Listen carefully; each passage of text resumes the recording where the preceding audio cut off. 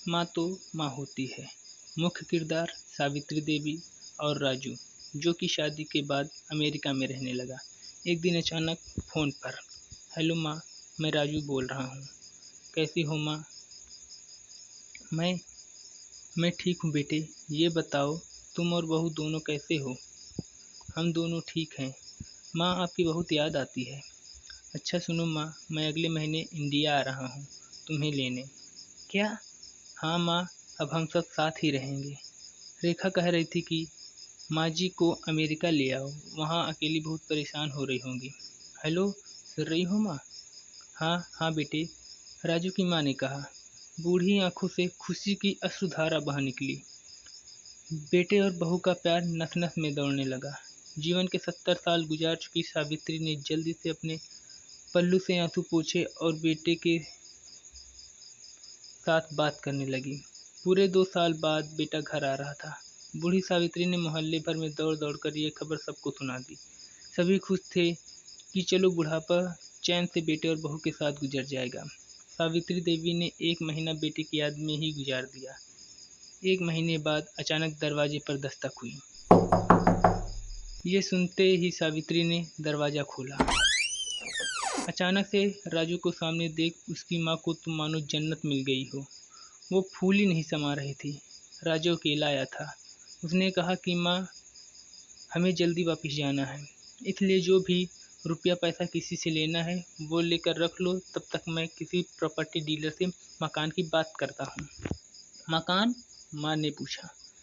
हाँ माँ, अब ये मकान बेचना पड़ेगा, वरना कौन इसकी देखभाल करेगा। हम सब तो अब अमेरिका में ही रहेंगे।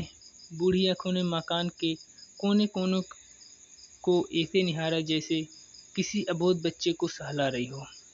आनन फानन और औने पौने दाम में राजू ने मकान बेच दिया। सावित्री देवी ने जो जरूरी सामान समेटा जिसको उससे बहुत ज़्यादा लगाव था।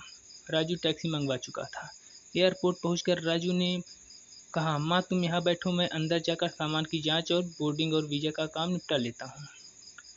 ठीक है बेटे। सावित्री देवी वहीं पास की बेंच पर बैठ गई। काफ़ी समय बीत चुका था। बाहर बैठी सावित्री देवी बार बार उस दरवाजे की तरफ देख रही थी जिसमें राजू गया था, लेकिन अभी तक बाहर नहीं आया। शायद अंदर बहुत भीड़ होगी, सोचकर बूढ़ी आंखें फिर से टकटकी लगाए देखने लगती। अंधेरा हो चुका था। एयरपोर्ट के बाहर घामाघामी कम हो चुकी थी। माँ, किसी से मिलना है? एक कर्मचारी ने वृद्धा से पूछा। मेरा बेटा टिकट लेने अंदर गया था, वो मुझे अमेरिका ले जा रहा है। सावित्री देवी ने घबरा कर कहा। लेकिन अंदर तो कोई पैसेंजर नहीं है। अमेरिका जाने वाली फ्लाइट तो दोपहर में ही चली गई। क्या नाम था आपके बेटे का? कर्मचारी ने सवाल किया।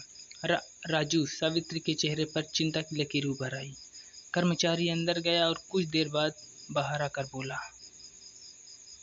माँ जी, आपका बेटा राजू तो अमेरिका जाने वाली फ्लाइट से कब का जा चुका है। क्या? सावित्री देवी की आंखों से आंसू का सैलाब फूट पड़ा। बूढ़ी माँ का रोम रोम कांप उठा। किसी तरह वापस घर पहुंची, जो अब बिक चुका था। रात में घर के बाहर चबूतरे पर ही सो गई। सुबह हुई तो दयालु मकान मालिक ने एक कमरा रहने को दे दिया। पति की पेंशन से घर का किराया और खाने का काम चलने लगा। समय गुजरने लगा। एक दिन मकान मालिक ने वृद्धा से पूछा, माँ जी, क्यों नहीं आप अपने किसी रिश्तेदार के यहाँ चले जाएं?